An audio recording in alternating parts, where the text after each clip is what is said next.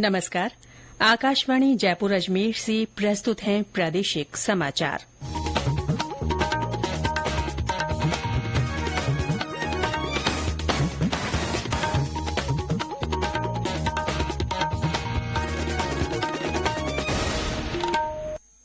समाचारों के साथ मैं रितिका गुप्ता।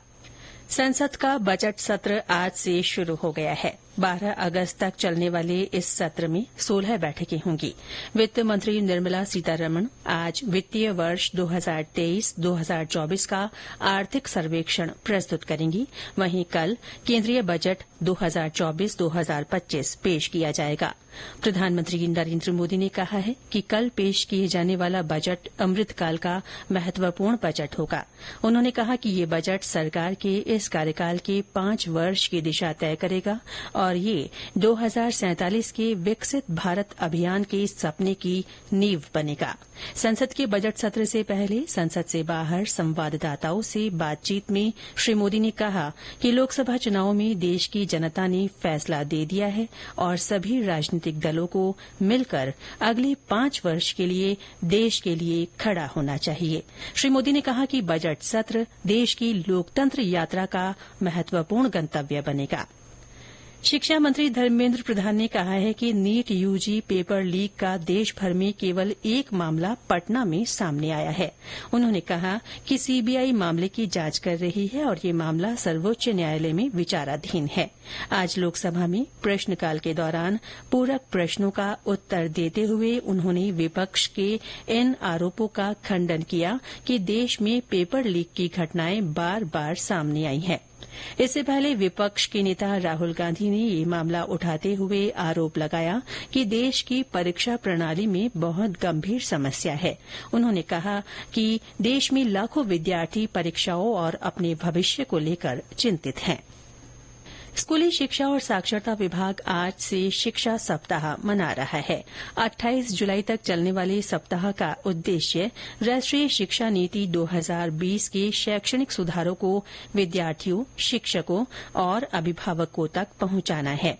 इस दौरान विभिन्न गतिविधियां आयोजित की जाएंगी।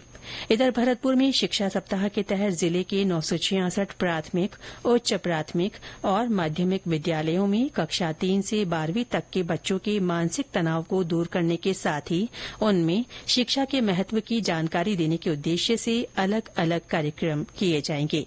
सप्ताह के पहले दिन आज स्कूलों में विषय वस्तु की सहायक सामग्री की प्रदर्शनी लगाई गई है। इस दौरान बच्चों ने मिट्टी से खिलौने बनाकर अपनी प्रतिभा का भी प्रदर्शन किया। सावन माह के पहले सोमवार पर आज विभिन्न शिवालयों में सुबह से ही श्रद्धालुओं का तांता लगा हुआ है।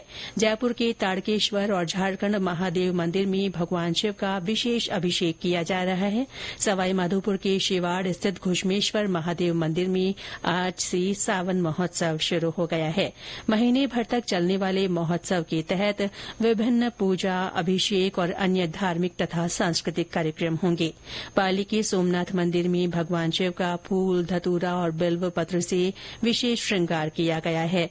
भरतपुर में सभी छोटे बड़े शिव मंदिरों में भगवान भोलेनाथ का दूध, गंगाजल, इत्र, फूलों और फलों से अभिषेक किया जा रहा है। कोटा में शहर के स्वयंभू नीलकंठ महादेव मंदिर, शिवपुरी धाम थेकड़ा, गोदावरी धाम, चंद्रेसल मठ, ऋण मुक्तेश्वर महादेव, भीतरिया कुंड, मोटे महादेव, गोकर्णेश्वर महादेव मंदिरों में अनुष्ठान हो रहे हैं।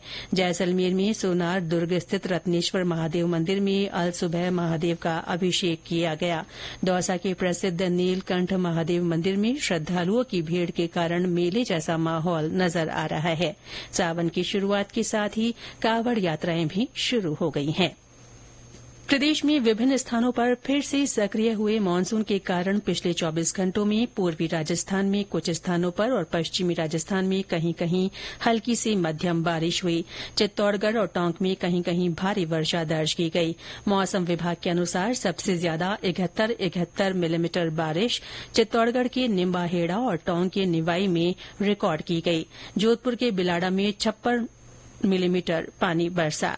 इस बीच राजधानी जयपुर में आज घने बादल छाने के बाद कहीं कहीं बरसात हुई। इसके साथ ही प्रादेशिक समाचार बुलेटिन समाप्त हुआ। नमस्कार।